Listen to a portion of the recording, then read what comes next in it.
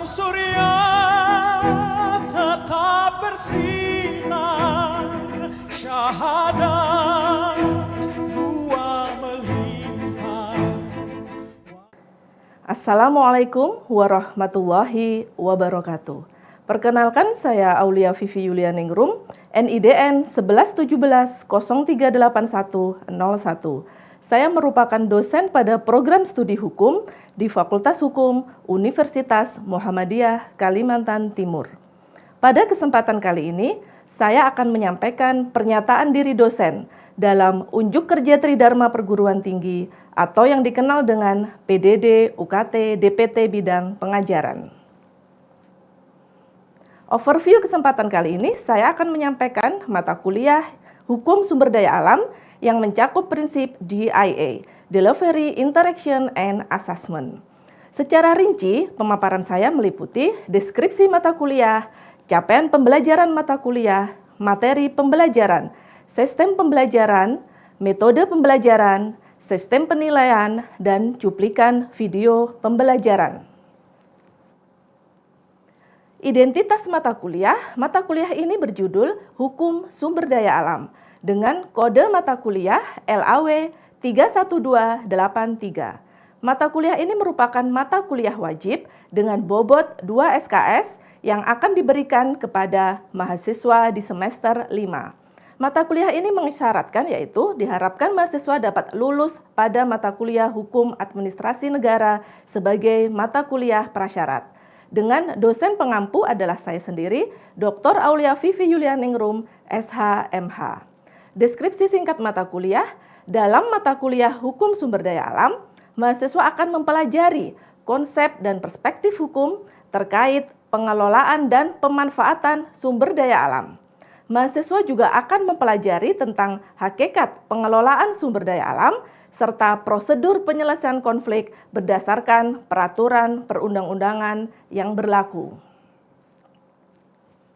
Capaian pembelajaran mata kuliah atau CPMK yang diharapkan, mahasiswa mampu menjelaskan konsep pengelolaan dan pemanfaatan sumber daya alam untuk kemakmuran rakyat.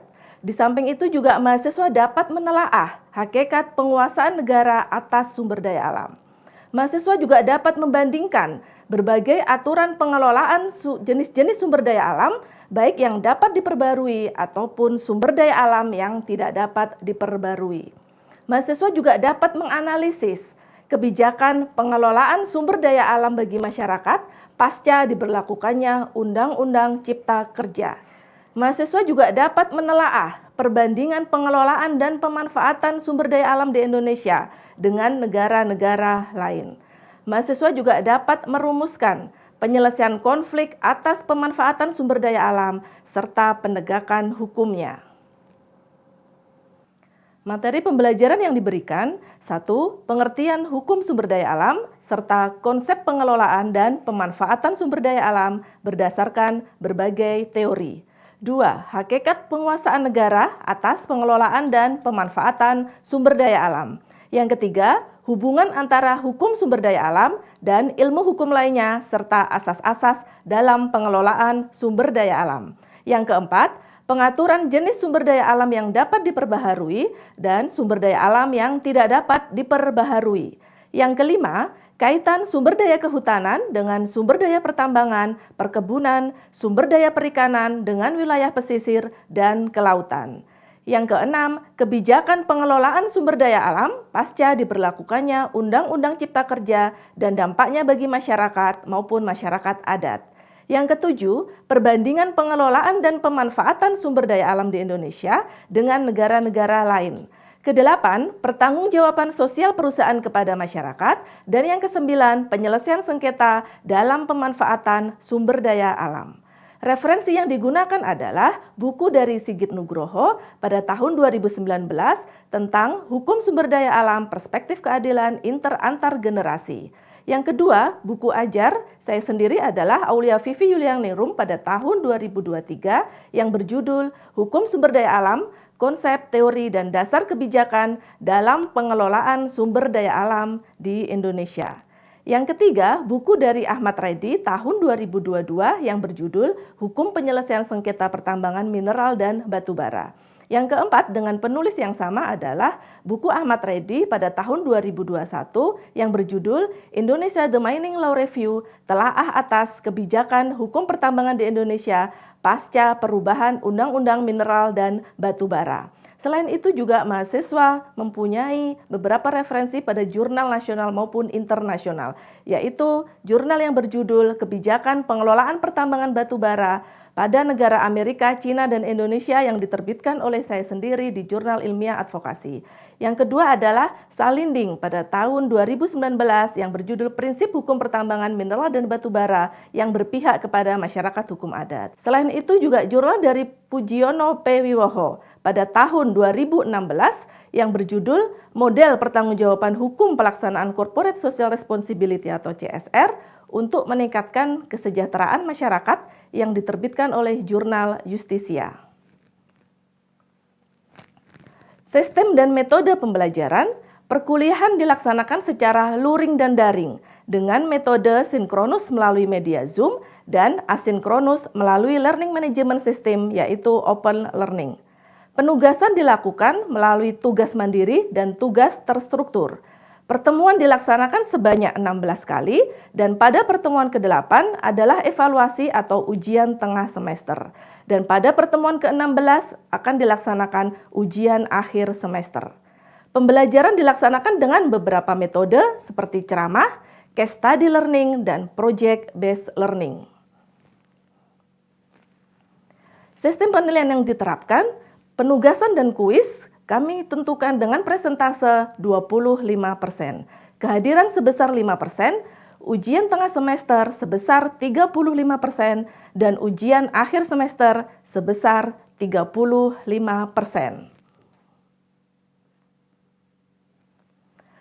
Pada kesempatan kali ini, saya juga akan menyampaikan cuplikan mengajar Hukum Sumber Daya Alam pada pertemuan kedua sebagai gambaran umum bagaimana pembelajaran secara klasikal dilakukan di kelas. Selamat menyaksikan.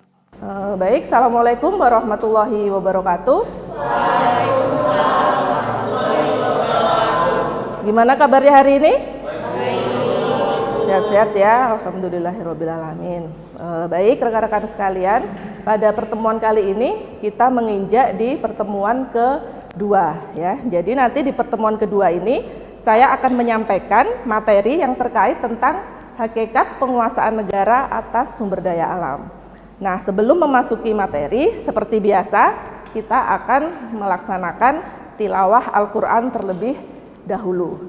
Oke, kemarin siapa yang bertugas untuk membaca Al-Quran? Oke, berarti sekarang Asmi ya. Baik, silakan Asmi.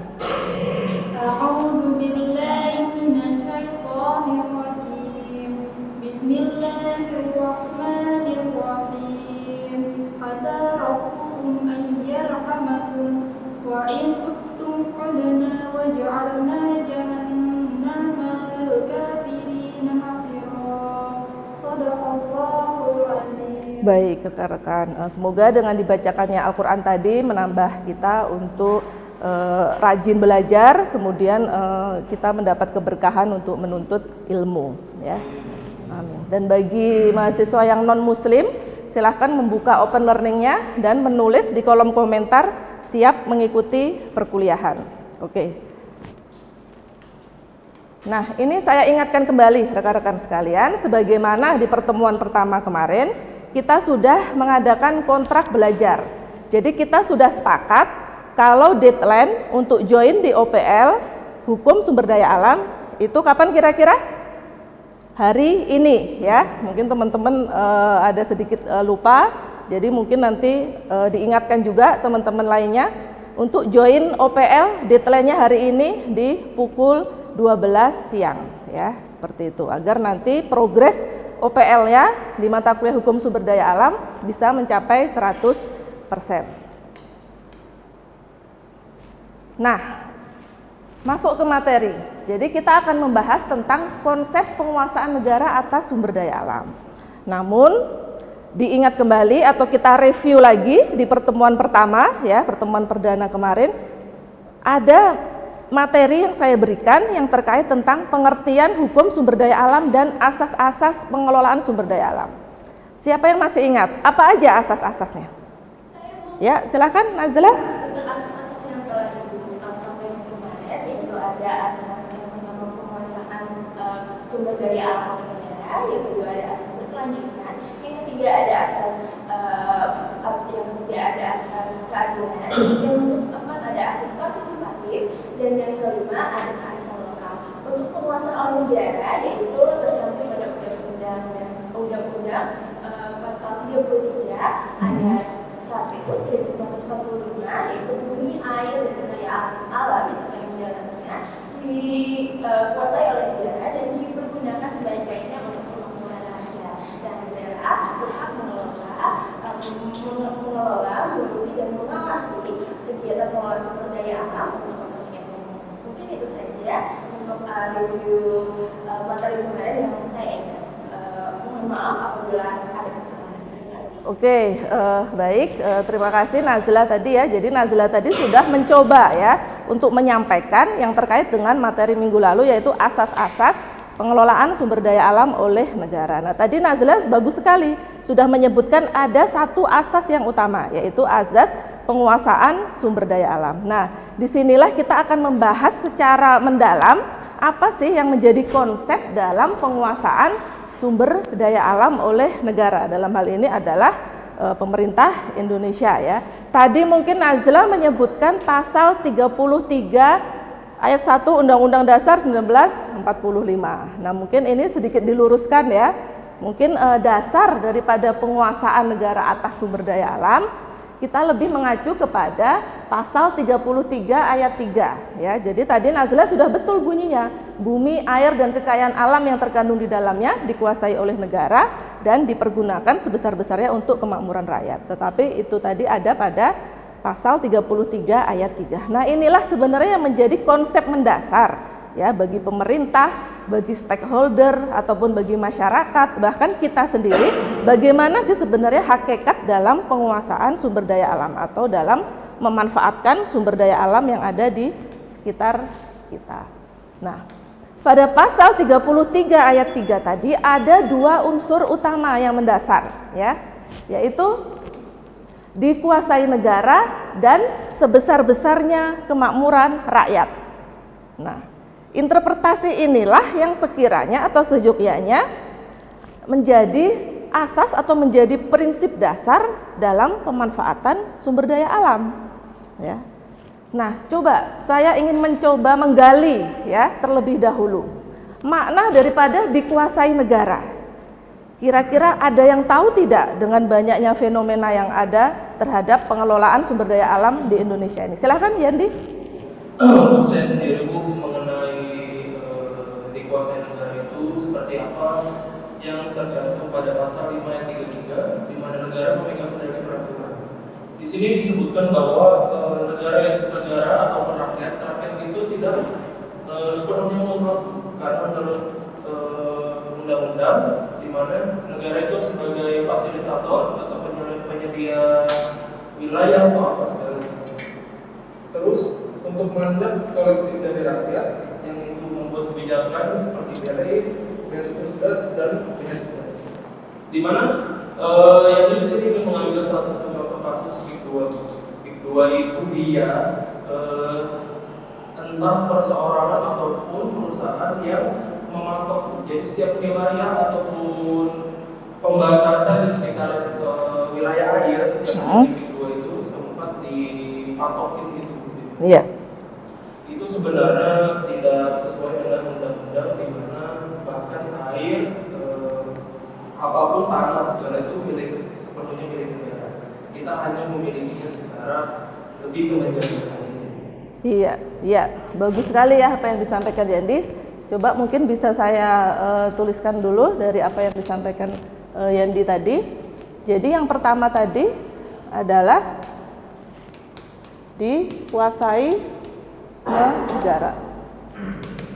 Nah, Yandi berbicara bahwa sebenarnya negara bukan pemilik, ya. Jadi bisa dikatakan bahwa negara ini bukan pemilik dari sumber daya alam, ya. Negara ini hanya sebagai apa, Yandi? Fasilitator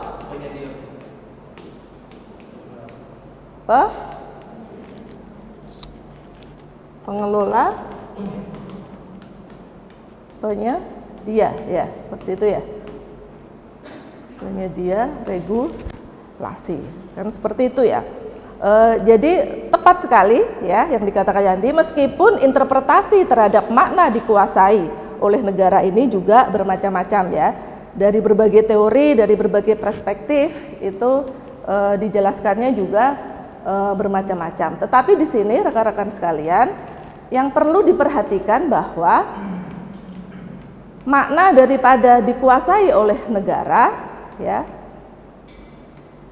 artinya adalah pemerintah ya, dalam hal ini adalah pemangku kepentingan ya, itu harus melaksanakan fungsi-fungsi kewenangannya berdasarkan kelima fungsi tersebut ya, yaitu fungsi pengelolaan atau yang disebut sebagai Beheerder, kemudian fungsi kebijakan atau yang disebut sebagai Beleid, kemudian fungsi pengurusan atau yang disebut sebagai Bestuurder, fungsi pengaturan atau yang disebut sebagai Regelender, dan fungsi pengawasan ya, seperti. Nah, kesemuanya fungsi tujuannya apa? Tujuannya adalah untuk sebesar-besarnya kemakmuran rakyat. Nah, kemudian secara definisi operasionalnya adalah fungsi-fungsi tersebut artinya apa? Artinya pemerintah ketika dia menjalankan fungsi Beheerder ini tadi adalah pemerintah itu sebaiknya melalui mekanisme kepemilikan sahamnya dia harus turut ya andil dalam mengelola semua kekayaan alam yang ada di Indonesia melalui bentuk BUMN atau BHMN ya. Jadi tidak boleh sumber-sumber kekayaan alam Indonesia itu baik tambang, kehutanan, perairan dan lain sebagainya itu dikuasai oleh pemilik modal asing. Jadi bagaimanapun pemerintah harus turun serta atau turut andil dalam melakukan pengelolaan. Nah, itu yang disebut sebagai fungsi Beheerder. Nah, sama fungsi kebijakan atau Beleid gitu juga ya. Jadi dalam hal ini makna atau secara definisi operasionalnya adalah pemerintah menjadi penentu utama kebijakan dalam pengelolaan sumber daya alam. Jadi ketika ada problem atau ada masalah, ada sengketa misalkan perusahaan dengan masyarakat adat misalkan, katakanlah pemerintah harus merumuskan ya semacam penetapan kebijakan, agenda kebijakan bahkan solusi. Ya. Terus kemudian fungsi Bestuurder ya. Nah, fungsi Bestuurder ini maknanya atau secara definisi operasionalnya adalah bahwa pemerintah itu dapat mengeluarkan dan mencabut fasilitas perizinan atau vergunning, konsesi dan lisensi. Jadi pemerintah mempunyai kewenangan penuh untuk mengatur bagaimana pemanfaatan sumber daya alam ini benar-benar merata dan untuk kesejahteraan rakyat melalui instrumen vergunning atau perizinan. Kemudian fungsi Regelender atau fungsi pengaturan. Nah, di sini pemerintah bersama DPR melalui kewenangan legislasinya itu dapat membuat undang-undang yang terkait tentang pengelolaan sumber daya alam dan ini harus diatur ya secara legal untuk menjaga ketertiban dari pemanfaatan sumber daya alam. Kemudian fungsi pengawasan jelas. Ketika semua fungsi sudah dijalankan, ya otomatis harus ada yang disebut sebagai fungsi pengawasan. Nah, kemudian makna yang lainnya tadi terhadap unsur yang kedua, yaitu tafsiran terhadap sebesar-besarnya kemakmuran rakyat. Nah, ini Ahmad Reddy itu sebenarnya sudah menjelaskan ya dalam beberapa penelitiannya bahwa makna daripada kemakmuran rakyat sebenarnya ada unsur-unsur yang menjadi indikator ya. Antara lain kemakmuran rakyat itu ada semacam program daripada pemerintah atau kebijakan daripada pemerintah untuk ketahanan energi ya, kemudian ketahanan pangan, terus kemudian harus ada pemerataan pembangunan, akses pendidikan, kesehatan, pengelolaan dan perlindungan lingkungan hidup, penyerapan tenaga kerja dan lain-lain. Nah, sebenarnya ini secara umum ya, secara umum bahwa indikator daripada atau makna daripada sebesar-besarnya kemakmuran rakyat ya sebenarnya mengacu ke indikator ini ya, seperti itu. Nah, Mahkamah Konstitusi melalui tafsir pasal 33 ayat tadi memaknai bahwa sebesar-besarnya kemakmuran rakyat tolak ukurnya adalah sumber daya alam itu bermanfaat bagi rakyat itu sendiri. Adanya pemerataan manfaat ya terhadap sumber daya alam. Terus kemudian tingkat partisipasi rakyat dalam menentukan manfaat, terus kemudian penghormatan terhadap hak rakyat secara turun temurun. Nah, itu teman-teman. Tetapi pada sekarang ini ya banyak sekali pengelolaan atau pemanfaatan sumber daya alam yang tentunya juga tidak sesuai ya dengan beberapa kebijakan dari pemerintah. Oke, mungkin dari ini tadi ada yang ingin ditanyakan, silakan. Ya, silakan Indah. Ini tentang konsep penguasaan negara terhadap sumber daya alam, tentang kasus yang sempat viral di Raja Ampat, Provinsi Papua Barat Daya, tentang pemberian izin tambang timah, yang seperti kita ketahui bahwasannya wilayah tersebut merupakan wilayah konservasi yang menjadi salah satu konservasi laut dan darat yang bisa dibilang terkaya di dunia. Benar kata konservasi, kita semua pasti tahu bahwasannya wilayah tersebut tidak boleh dijadikan area pertambangan. Tetapi dalam kasus ini sejumlah perusahaan, ada 3 atau 4 perusahaan itu mendapatkan izin untuk melaksanakan eksplorasi dan eksploitasi di wilayah konservasi tersebut. Aktivitas ini sudah pasti kita ketahui bahwasannya akan memunculkan dampak serius terhadap lingkungan. Mungkin contohnya seperti deforestasi hutan tropis, pencemaran air laut karena limbah tambang itu tadi, dan ini hancurnya hutan mangrove. Yang menjadi pertanyaan saya di sini, konsep penguasaan negara ini, konsep penguasaan negara terhadap sumber daya alam dalam kasus ini, apakah kasus ini menyalahi konsep tersebut, khususnya dalam implementasi dari fungsi pengurusan aktivitas negara? Ya, oke, bagus sekali tadi pertanyaannya Indah, sangat jeli ya melihat fenomena atau kasus yang terkait tentang pengelolaan sumber daya alam. Nah, tepat sekali tadi yang disampaikan oleh Indah ya. Ketika kita berbicara fungsi pengurusan atau Besturdet ya, seharusnya pada lahan-lahan atau konservasi yang memang sudah ditentukan dalam undang-undang misalkan yang terkait tentang perkebunan, kehutanan dan pertambangan dan lain-lainnya, selayaknya bahwa kawasan itu tidak diberikan izin usaha pertambangan ya dalam hal ini, apalagi tadi yang hubungannya dengan Raja Ampat. Nah, di sini berarti apakah menyalahi daripada fungsi-fungsi negara tersebut ya? Kalau dibilang ketika izin itu terus dilakukan ya otomatis menyalahi daripada konstitusi. Tetapi kebijakan pemerintah sekarang melalui Menteri ISDM, nah itu akan ada pengkajian ulang ya terhadap izin, bahkan izin nanti akan dicabut ya seperti itu. Nah, otomatis pemerintah sudah melakukan semacam evaluasi, semacam pengawasan terhadap perizinan yang diberikan. Artinya ketika pemerintah sudah menjalankan fungsi pengawasan dan kemudian pemerintah juga menjalankan fungsi Besturdet untuk mencabut fasilitas izin terhadap usaha tambang yang menyalahi prosedur lingkungan, nah otomatis pemerintah sudah menjalankan secara konstitusional ya seperti itu. Oke, mungkin terakhir. Jadi tadi sudah menarik sekali ya kita bahas tentang hakikat penguasaan negara atas sumber daya alam. Nah, sebelum saya akhiri untuk mata kuliah ini, tentunya saya ingin mendengarkan ya kesimpulan yang bisa diambil dari apa yang sudah kita diskusikan tadi. Coba siapa yang ingin menyimpulkan terlebih dahulu? Ya, silahkan Adi. Sebelumnya terima kasih Bu atas waktunya untuk menyampaikan kesimpulan dari pemahaman dari materi yang disampaikan. Dari saya sendiri, hakikatnya penguasaan negara menjalankan pengelolaan sumber daya alam itu seharusnya berdasarkan amanah konstitusi yang telah ada terdapat dalam undang-undang pasal 33 Undang-Undang 1945 itu tidak menghakikatkan kepentingan pribadi.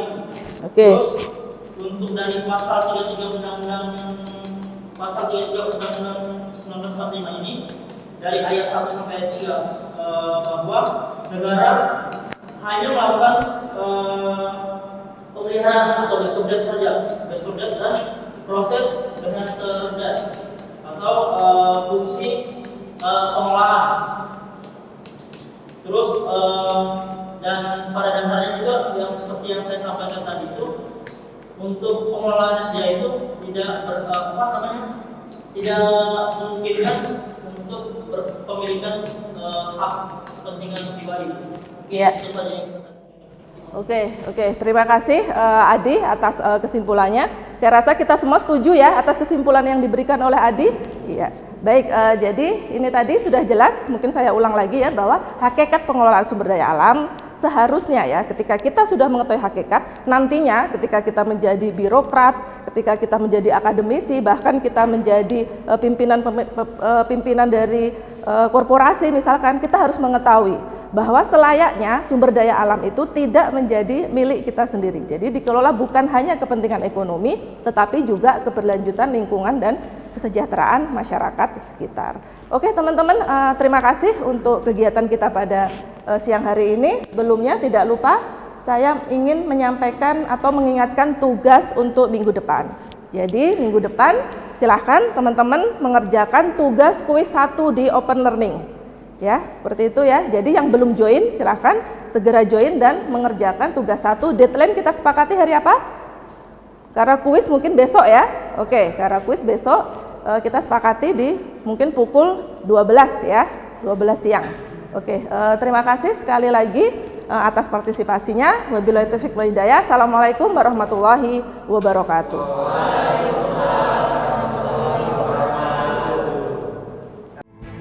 Al-Islam